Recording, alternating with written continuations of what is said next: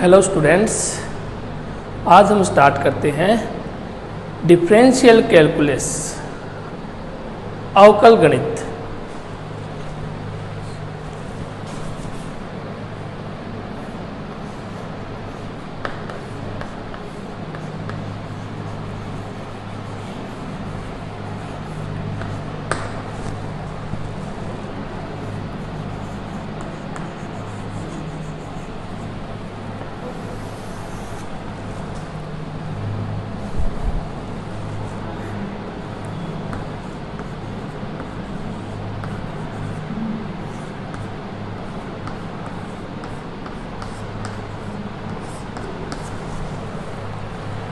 Differential calculus, अवकल गणित, ये 10th स्टैंडर्ड के आगे की मैथ है जिसका बेसिक यूज पूरी नहीं पढ़नी है, हमें केवल इसका बेसिक नॉलेज लेना है और इसके बेसिक नॉलेज का हमें फिजिक्स में ज़रूरत पड़ेगी।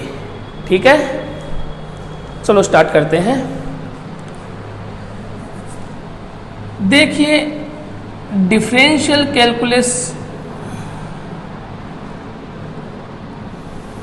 एक तो हम अलजेब्रिक फंक्शन के लिए निकालते हैं। सबसे पहले हम निकालते हैं अलजेब्रिक फंक्शन के लिए।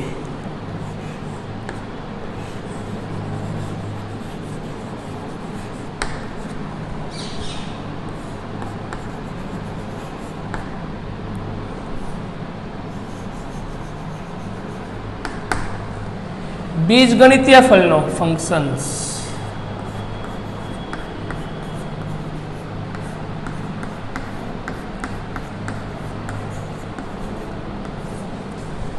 बीजगणितीय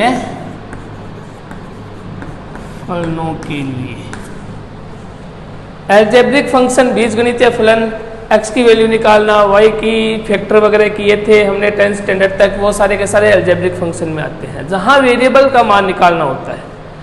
ठीक है, वो अलजेब्रा में काउंट किया जाएगा। तो सबसे पहले हम जो डिफरेंशियल कैलकुलस करेंगे वो हम करेंगे अलजेब्रिक फंक्शन। अलजेब्रिक फंक्शन के लिए डिफरेंशियल कैलकुलेशन का फॉर्मूला होता है, सिंबल होता है इसका d by D x, x की पावर n। ये जो दिया गया ना d बाई डी एक्स, इस d बाई डी एक्स का मीनिंग ही है कि x की पावर n का अवकलन कीजिए, x की पावर n का डिफरेंशियल कीजिए।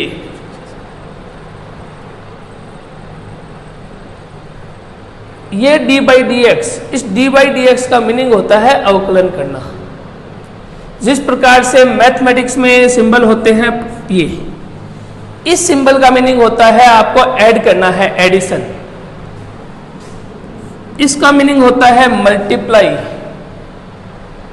ठीक है, ठीक उसी तरीके से ये जो सिंबल बन के आया है d बाई डी एक्स, इस d बाई डी एक्स का मीनिंग हो जाता है अवकलन करना। फॉर्मूला देखिए क्या है, अगर यहां x है तो नीचे dx आएगा।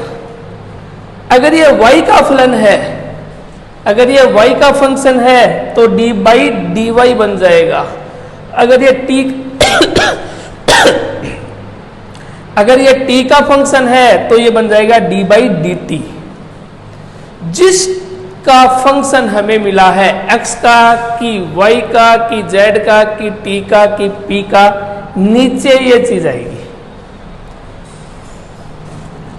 तो फॉर्मूला बनेगा इसका, पावर को आगे लाइए, x n माइनस 1, पावर आगे आ जाएगी, x ऐसा कैसा और पावर में 1 कम कर दीजिए। ठीक है, यह फॉर्मूला है डिफरेंशियल का। फॉर एग्जांपल, यह फॉर्मूला हमें अलजेब्रिक फंक्शन के लिए डिफरेंशिएशन को निकालने के लिए, डिफरेंशियल कैलकुलस करने के लिए हमें यूज में लेना है। एग्जांपल लिया मैंने, d by D x of X की power 4, d by D x of X की पावर 4 तरीका क्या है, या तो फॉर्मूला याद रखिए nx n minus one, nx power में आ जाएगा n माइनस वन। ठीक है, तो n की जगह इस फॉर्मूले में n की जगह कितना है, कंपेयर कीजिए 4। इस फॉर्मूले में n की जगह 4 रखिए, 4x 4 माइनस वन। सिंपल तरीका क्या है, फॉर्मूला भी याद नहीं रखना है, सिंपल मेथड याद रखिए। अवकलन में, डिफरेंशियल में हमेशा क्या करना होगा, पावर आगे आएगी, जो फंक्शन दिया गया है वो वैसा का वैसा रहेगा, और पावर में एक कम कर देंगे। दोबारा सुन लीजिए, पावर आगे आएगी, जो फंक्शन है वो वैसा का वैसा लिख देंगे, x है तो x, y है तो y, t है तो t, और पावर में एक कम कर देंगे। ठीक है, अब देखिए सोल्व कीजिए इसको, यह आएगा 4x cube, D by D x of X की पावर 4 इज इक्वल्स टू आ जाएगा 4x क्यूब। ठीक है, इसी के बेस पे नेक्स्ट एग्जांपल देखिए।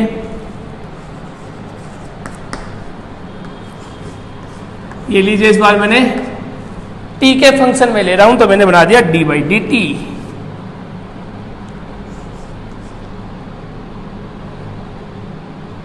t की power 6, D by D T, T की पावर 6।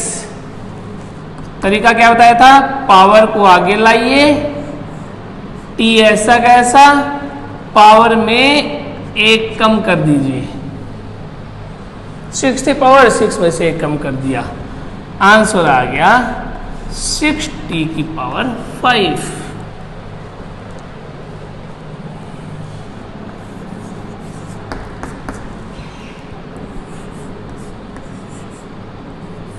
ये y में ले लिया,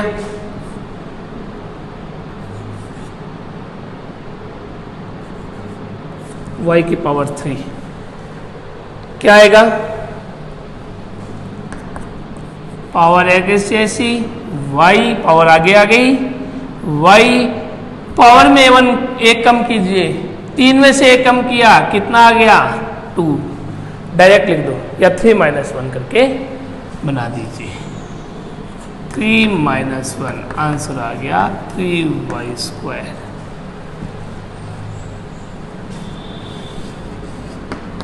और देखिए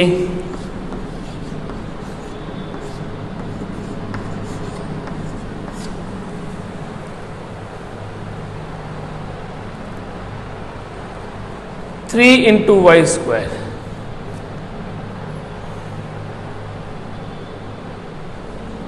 उससे पहले रुके, ये कीजिए वाई स्क्वायर, पहले ये करेंगे। वाई स्क्वायर का क्या आएगा, पावर आगे आई, ये वाई पावर में एक कम कर दिया, 2 में एक कम कर दो, 1 बच गया। अब किसी के भी पावर 1 लगाने की आवश्यकता नहीं होती है, हम डायरेक्ट इसको ऐसे भी लिख सकते हैं 2y की पावर 1 या 2y। अगला एग्जांपल देखिए,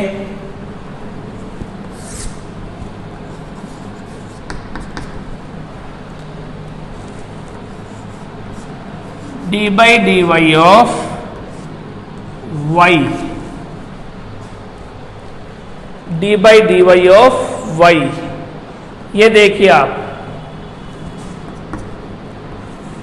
तरीका देखना, d by d y of y, इसको सोल्व करके देखते हैं। देखिए तरीका क्या है, y का मतलब y की पावर कितनी है, जहां पावर कुछ भी नहीं है वहां पावर कितनी मिलेगी 1, तो यहां पावर 1 है, ये 1 आगे आ गया, ये y ऐसा कैसा, 1 में से 1 माइनस कर दो। दोबारा देख लीजिए पावर कितनी है 1, फॉर्मूले में 1 रखिए, 1 इंटू जो वेरिएबल है वहां y है तो y रख दिया, 1 माइनस 1, ठीक वही काम किया है, ये चीज आ जाएगी 1 इंटू वाई आ गया, पावर कितनी 0, जिसके भी पावर 0 होती है, पीछे बताया मैंने e की पावर 0 की वैल्यू 1, e मतलब कोई भी कांस्टेंट वैल्यू हो सकती है, कोई भी वेरिएबल हो सकता है, अगर किसी के भी पावर 0 आ गई उसकी वैल्यू होती है 1, ये y के पावर 0 है तो इसकी वैल्यू आएगी 1। ये तो है पूरा मेथड तरीके से, बट हमें आंसर से मतलब है कि d by d y of y की वैल्यू कितनी आएगी 1। अब हमें तरीका ये सीखने के लिए हम अप्लाई करते हैं, हम इसको डायरेक्ट भी कर सकते हैं। डायरेक्ट देखिए आंसर आपका आ जाएगा d by d y of y, ये ब्रैकेट खोल के मैंने वाई ऐसे लिख दिया, इसको इसी चीज को मैंने ऐसे लिख दिया। डी वाई भी ऊपर है नीचे भी डी वाई है, कट गए, वैल्यू कितनी आ गई 1। यह है सही तरीका और ये अल्टरनेट मेथड है जल्दी से आंसर आने का। क्या है, हमें चूंकि डिफरेंशियल कैलकुलेशन में, फिजिक्स के लिए डिफरेंशियल कैलकुलेशन में हमें केवल इसकी वैल्यू क्या आएगी उससे मतलब होता है, तो आप इस तरीके से भी अप्लाई कर लो, ये भी कर लो।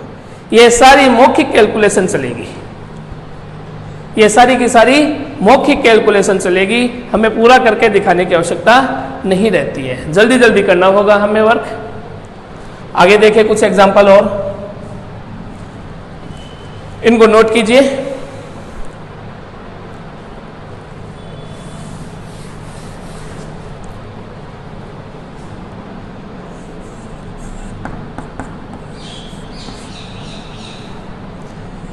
D by D x of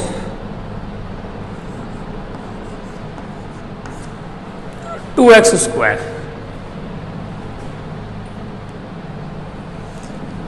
पहले ये ले लीजिए d by D x of 2। किसके अबाउट डिफरेंशिएशन करना है, किसके सापेक्ष हमें अवकलन करना है x की। क्या वो टर्म x में है जिसका अवकलन करना है उसमें x आ रहा है, क्या नहीं आ रहा, इसका मतलब ये वैल्यू क्या हो गई कांस्टेंट, ये वैल्यू बन गई कांस्टेंट। और अगर नहीं है तो इसका अवकलन नहीं होगा।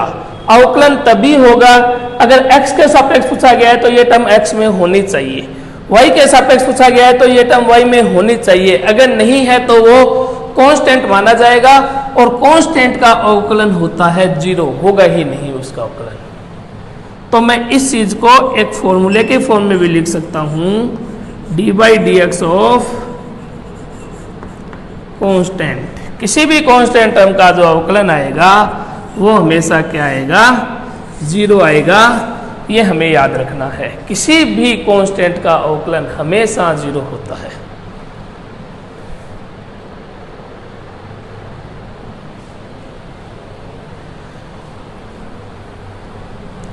अब देखिए